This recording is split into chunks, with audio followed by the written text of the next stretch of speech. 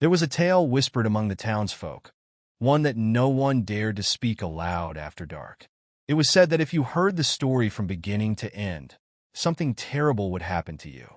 No one knew how or why, but every person who dared listen had vanished without a trace. It began with a man named Ethan, a skeptic who laughed at the superstitions of the town. One stormy night, he sat down with an old woman at the local tavern. Her eyes were hollow, her voice barely a whisper, but she spoke of a tale that had cursed her family for generations. Ethan leaned in closer, captivated by the eerie tension. The story was about an ancient village, hidden deep in the mountains, where a creature roamed.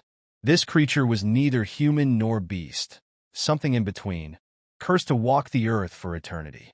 It could only be seen by those who knew its story, and once seen, it would follow them forever. As the old woman finished, her voice cracked, and she warned Ethan that now he had heard the story, the creature would come for him. Laughing, Ethan brushed it off and went home, the storm raging outside. But that night, as he lay in bed, he heard footsteps in the hall. Slow, deliberate. He thought it was the wind or maybe the creak of the old house settling. But then he saw it, a shadow, a shape at the foot of his bed. It didn't move, didn't speak, but he could feel its eyes on him. Ethan never spoke of what happened after that night. In fact, no one ever saw him again. Just like the others who had heard the cursed story, he disappeared, leaving nothing behind but an open window and a chill in the air. Some say the story itself is alive, feeding on fear, growing stronger with every person who listens. And now you've heard it too. Will you survive the night? Or will the creature come for you next? The room around you seems colder now, doesn't it? The shadows stretch longer than they should, the darkness in the corners a little too thick. It's as if something in the air shifted after hearing that cursed tale. But you shake it off, laugh even, thinking it's all just part of the thrill. But the feeling lingers. As the night drags on, you can't help but glance toward the door, expecting to see nothing. Yet, there's a creeping sense that something or someone is watching from just beyond your sight. Hours pass. The clock ticks on, each second louder, heavier than the last. You think about Ethan, about how easily he dismissed the warning.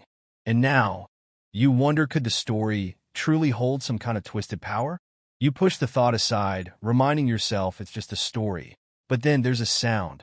It's faint at first, almost imperceptibly a slow, deliberate scraping noise, like nails dragging across wood. Your heart quickens. You glance around, searching for the source, but nothing seems out of place. Maybe it's your mind playing tricks on you, or maybe it's just the house settling. The noise grows louder. It's coming from outside the room. The hallway? No closer. The door. You try to steady your breathing, telling yourself it's nothing. But the sound persists, slow and rhythmic, like something pacing just beyond the threshold. You swear you see a shadow move under the door, lingering for a moment before retreating. Then silence. You stay frozen, ears straining for any sign of movement. The minutes stretch into what feels like hours, but the silence remains, thick and suffocating. Just as you begin to relax, telling yourself it's all in your head, the door creaks open. Just an inch. Your breath catches in your throat. You stare at the gap, willing yourself to move, to reach out and close it. But your body refuses to obey, paralyzed by a fear you can't explain. The door creaks again, inching open just a little wider. A shadow stretches across the floor, long and distorted, creeping toward you. You can't see its source, but you feel its presence cold, watching, waiting. The hairs on the back of your neck stand on end as you realize this is no ordinary fear. This is the curse.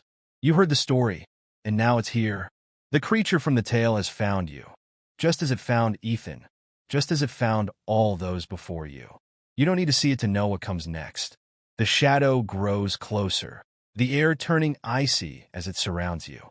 There's nowhere to run, nowhere to hide. And then, just as you feel its cold breath on the back of your neck, the lights flicker. You turn to look, but there's nothing. The door is shut.